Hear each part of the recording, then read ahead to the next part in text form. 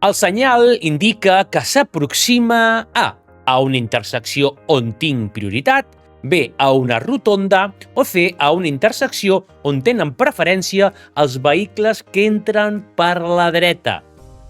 Què et suggereix, això? Fem un volt, senyors! Senyores, fem un voltet!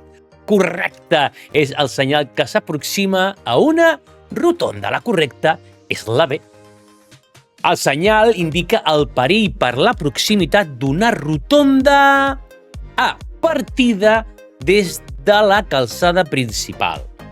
B, en la qual els conductors estan obligats a realitzar un gir complet. És a dir, que entres a la rotonda, fas el gir complet i després agafes la sortida que pots o que vols. I C, on la circulació s'efectua en el sentit indicat per les fletxes.